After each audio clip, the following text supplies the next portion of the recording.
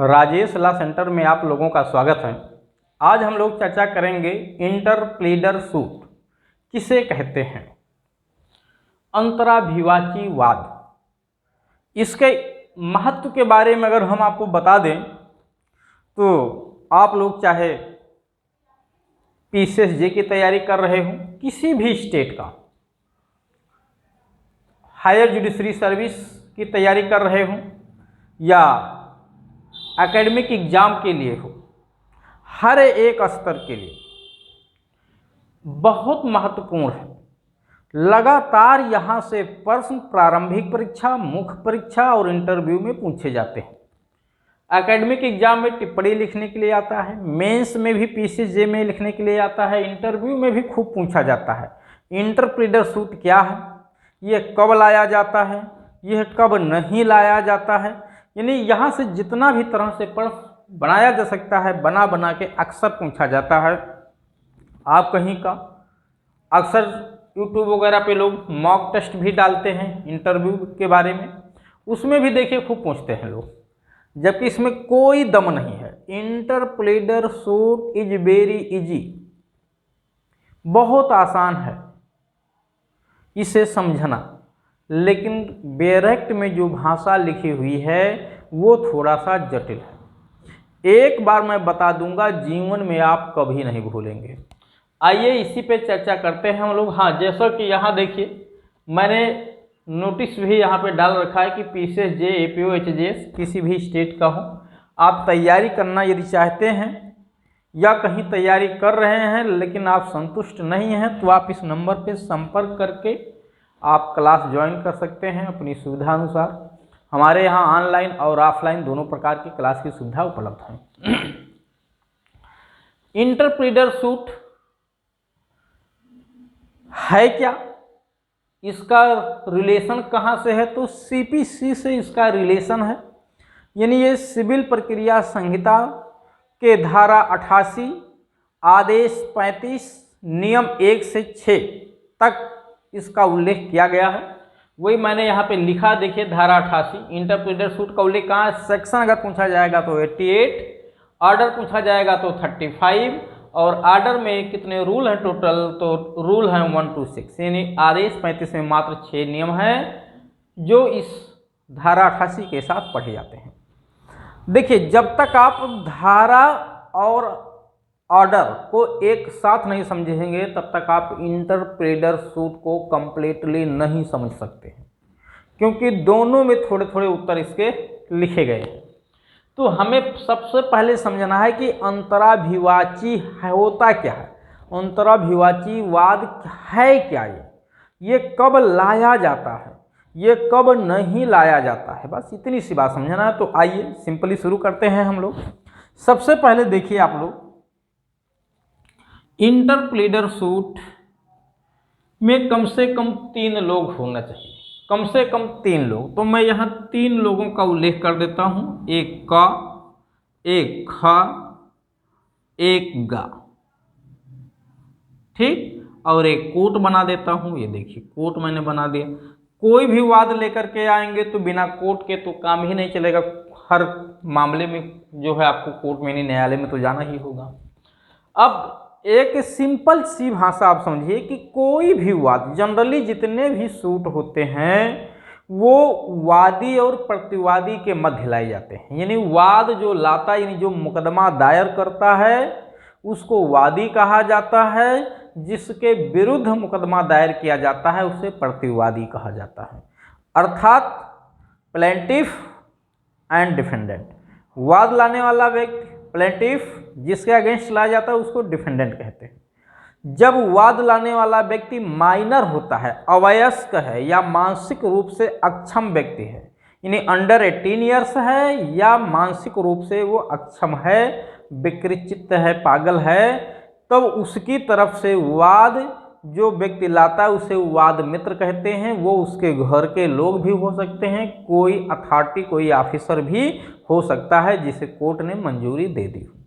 जब कोई व्यक्ति जिसके खिलाफ सिविल सूट दाखिल किया जाता है, अगर वो शारीरिक या मानसिक रूप से अक्षम है तो उसकी तरफ से वादार्थ संरक्षक होता है। यानी जो उसका पक्ष रखने के लिए नियुक्त किया जाता है माइनर की तरफ से, अक्षम व्यक्ति की तरफ से, उसे वादार्थ संरक्षक गार्जियन फॉर द सूट कहते हैं।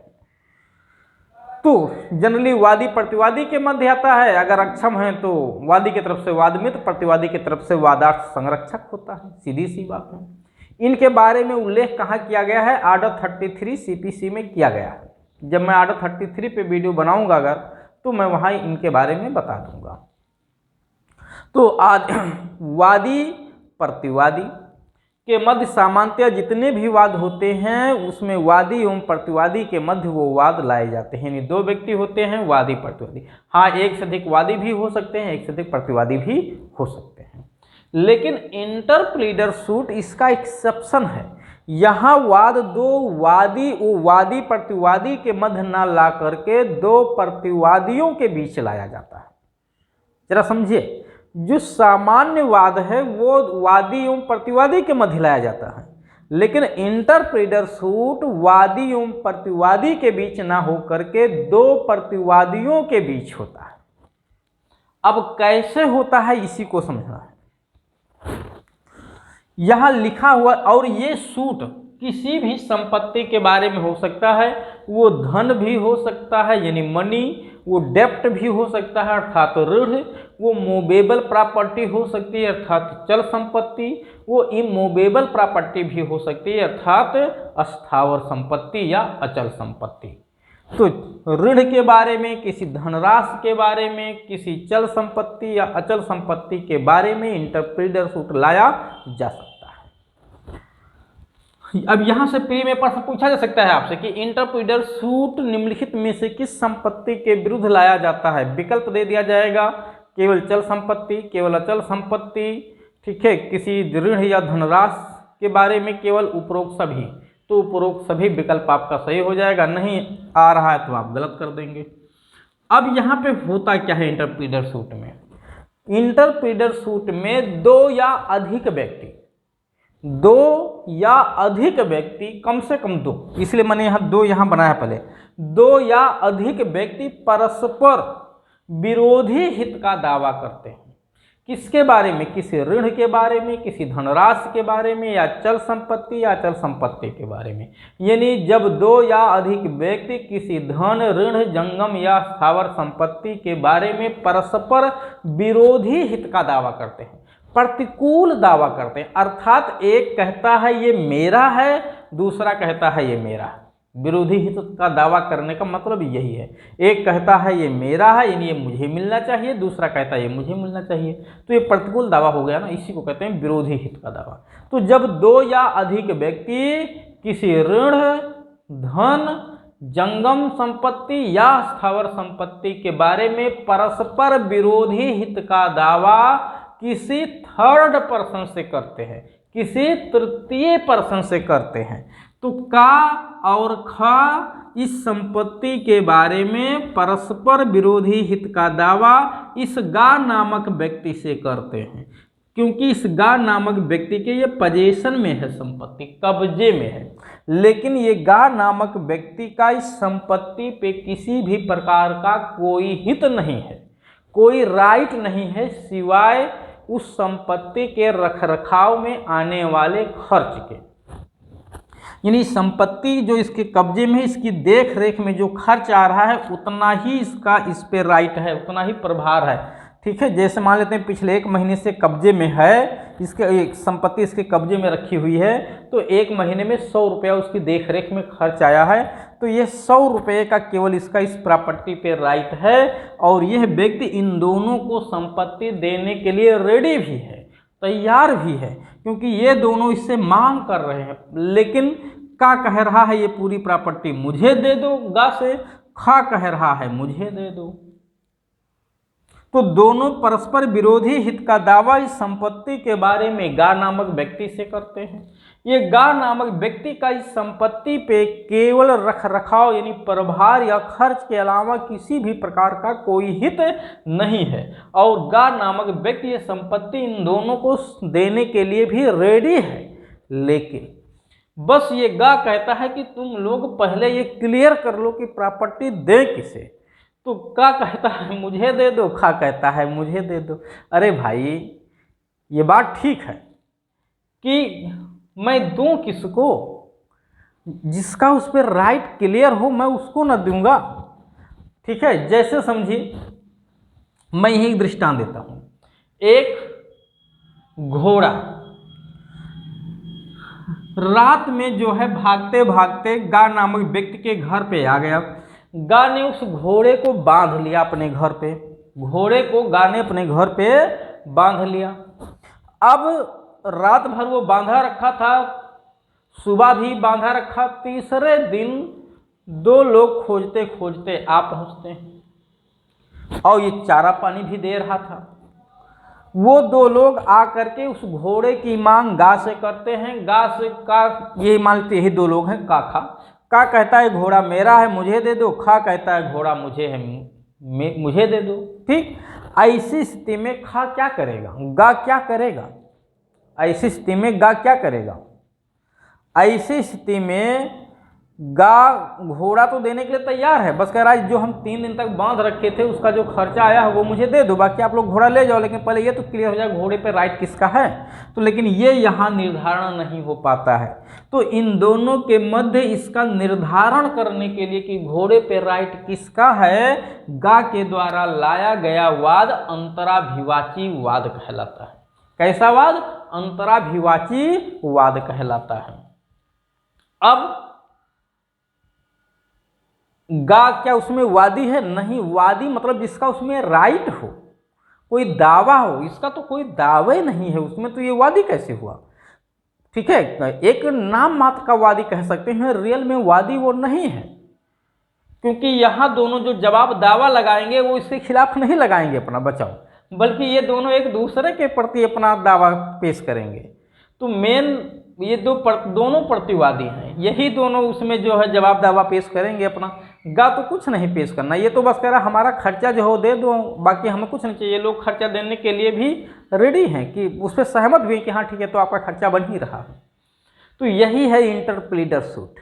अब जरा समझिए, मैं फिर से इसको बोल कैसे रहा हूँ। जब दो या अधिक व्यक्ति परस्पर विरोधी हित का दावा किसी धन, ऋण या जंगम संपत्ति अथवा स्थावर संपत्ति के बारे में किसी ऐसे व्यक्ति से करते हैं जिसके वो संपत्ति कब्जे में है और उस व्यक्ति का उस संपत्ति पे केवल रखरखाव में आने वाला प्रभार या खर्च के सिवाय कोई अधिकार नहीं है, और वह व्यक्ति संपत्ति उन दोनों को प्रदत्त करने के लिए तैयार है, बशर्ते ये निर्धारित हो जाए कि उस पर किसका अधिकार है।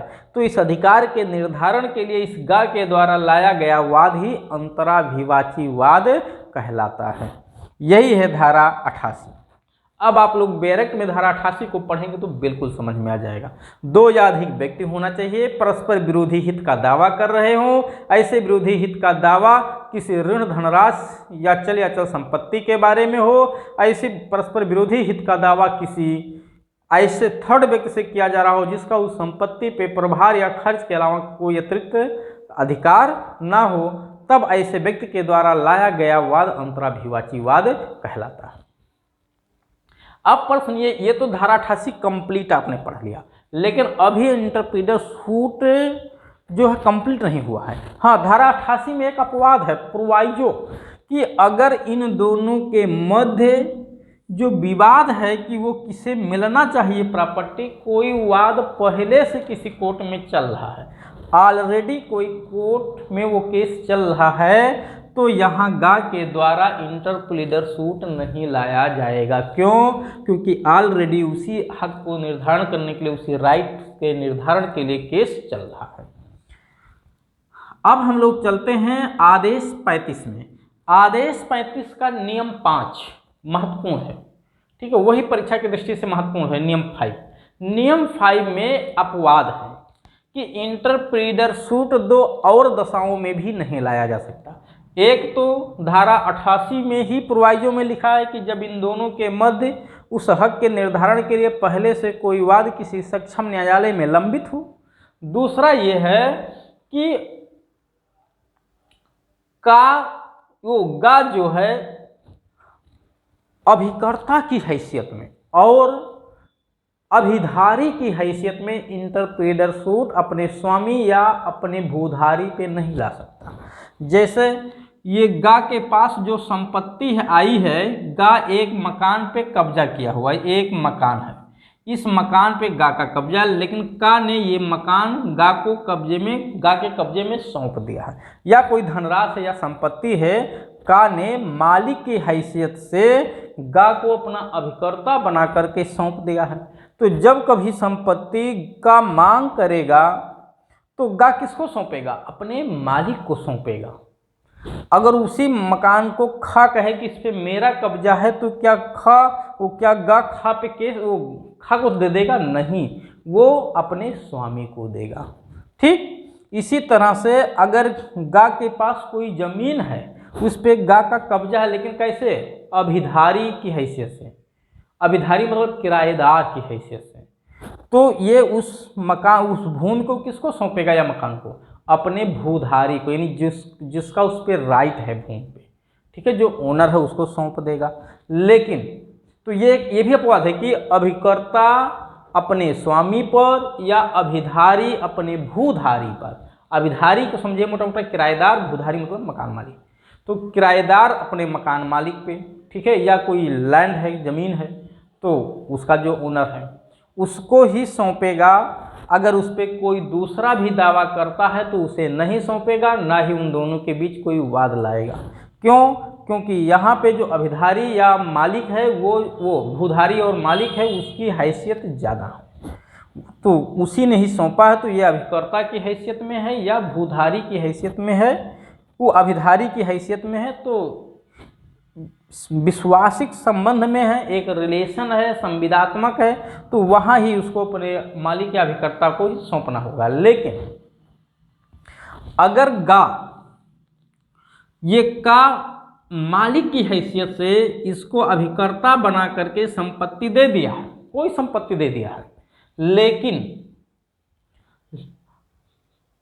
जो का है, जो ये मकान मान लेते हैं, ये ओनर है, स्वामी की हैसियत से अपने अभिकर्ता को सौंप दिया है, और का ही खा का कुछ पैसा बकाया है पहले से, गा को कहता है, एक पत्र लिखता है कि तुम खा को जो ऋण शोध हो गया, यानी जो हम इसके बकाये थे जिसको दे हो चुका, यानी अब देने का टाइम आ गया है, उसी मकान को प्रतिभूति बना लेने दो। यानी गा से खुद कहता है कि अब ये मकान मुझे ना सौंप करके जरूरत पड़ेगी, खा मांग करेगा तो खा को सौंप देना। ये गा को खुद अथराइज करता है, और नेक्स्ट टाइम पे का खुद गा से कहता है कि ऐसा है, जो मैंने खा को अथराइज किया था देने के लिए, जो पैसा मैं खा का बकाया था वो मैं ऑलरेडी उसे दे दिया हूँ, अब वो मकान तुम खा को मत सौंपना। तो एक बार का ने कहा गा से कि तुम इसको, जो मैं इसका बकायेदार हूँ खा का, उसको प्रतिभूति बना लेने दो उसके बदले में, ऋण के बदले में। और एक बार का फिर गा से कहता है कि नहीं नहीं, मैं उसे ऑलरेडी दे चुका हूँ। तो दो समय पे दो विपरीत बातें का ने अपने अभिकर्ता से कहा, यानी मालिक ने अपने अभिकर्ता से कहा। का भी उस मकान को लेने के लिए गा से कहता है मुझे कब्जा दो, खा कहता है नहीं, का झूठ बोल रहा है, ये मकान मेरा हो गया है और इस पर मुझे कब्जा दे दो। तो ऐसी स्थिति में गा कन्फ्यूजन में पड़ गया कि नहीं, संशय में पड़ गया कि नहीं, भ्रमित हो गया कि नहीं। किसके गलती की वजह से? अपने मालिक की गलती के कारण, अपने ओनर की गलती के कारण वो संशय में भ्रमित हो गया। अतः ऐसी स्थिति में इस भ्रम को दूर करने के लिए गा अपने मालिक और इस थर्ड पर्सन के विरुद्ध इंटरप्रेटर सूट ला सकता है।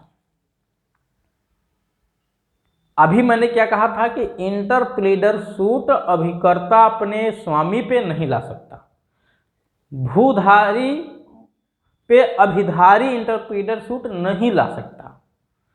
लेकिन जहाँ पे भूधारी या मालिक यानी स्वामी की गलती के कारण उसका अभिकर्ता या भूधारी और अभिधारी संशय में पड़ जाए, भ्रमित हो जाए, वहाँ पे वो उस भ्रम को या संशय को दूर करने के लिए इंटरप्रेटर सूट ला सकता है, भले वो अभिकर्ता क्यों ना हो। तो ये एक रूल 5 का अपवाद है, ध्यान रखिएगा, रूल 5 का अपवाद है। तो अब आपको 3 कंडीशन मिल गया जब इंटरप्रेटर सूट नहीं दाखिल किया जा सकता। पहला, जब ऑलरेडी उन व्यक्तियों के मध्य जो प्रतिकूल हित का दावा करते हैं उनके हक के निर्धारण के लिए किसी सक्षम न्यायालय में कोई वाद लंबित हो, ये धारा 88 के प्रोवाइजो में लिखा है। दूसरा, आदेश 35 के नियम 5 में लिखा हुआ है, जब अभिकर्ता या अभिधारी अपने क्रमशः स्वामी और भूधारी पे अंतराभिवाचीवाद नहीं ला सकता। लेकिन उसी रूल 5 में यह अपवाद है, लिखा है कि जहां अभिकर्ता, इतना क्लियर नहीं लिखा जितना सही मैं बोल रहा हूं, ध्यान दीजिएगा, ठीक है, जहां अभिकर्ता या अभिधारी अपने स्वामी या भूधारी की गलती के कारण, के विपरीत कथन के कारण इस भ्रम में पड़ जाए कि वो संपत्ति किसे सौंपे, वहाँ वो अंतराभिवाचीवाद ला सकता है। तो ये उत्तर कहाँ मिलेगा आपको? ये आदेश 35 के दृष्टांत में मिलेगा। आदेश 35 में 2 दृष्टांत हैं, पहला और दूसरा। दूसरा दृष्टांत में इंटरप्रेटर सूट अभिकर्ता ला सकता है, उसमें आप पढ़ेंगे तो वहाँ मिलेगा कि उसके मालिक ने ही गलती 2 विपरीत कथन कर दिया जिससे वो भ्रमित हो गया, तो वहाँ इंटरप्रेटर सूट लाया जा सकता है। पहले में इंटरप्रेटर सूट नहीं लाया जा सकता है। तो आप लोग दृष्टांतों को दोनों पढ़ लीजिएगा, वीडियो को 1 से अधिक बार देख लीजिएगा, निश्चित तौर से समझ में आपको आ जाएगा। और अब इसमें कुछ बचा नहीं, इंटरप्रेटर सूट का उल्लेख कहाँ किया गया है? धारा 88, आदेश 35, नियम 1 से 6। इंटरप्रेटर सूट कब लाया जाता है, किस संपत्ति के बारे में लाया जाता है, इसके आवश्यक तत्व क्या हैं, कब ये नहीं लाया जाता है, उसका भी क्या क्या अपवाद है, सब कुछ मैंने एक एक करके आप लोगों को बता दिया। आप लोग वीडियो को 1 बार में नहीं समझ में आएगा, 2 बार में समझिएगा, 3 बार में समझिएगा, सब कुछ समझ में आ जाएगा। और अगर ऑनलाइन मेरी क्लास ज्वाइन करनी है, ठीक है, आप चाहे PCJ की तैयारी कर रहे हो, APU की तैयारी कर रहे हो, HGS की तैयारी कर रहे हो, या एकेडमिक एग्जाम में अच्छे नंबर गेन करने के लिए, ठीक है, या आप प्रैक्टिस कर रहे हैं, तो इस नंबर पे संपर्क करके अपनी सुविधा अनुसार क्लास आप ज्वाइन कर सकते हैं।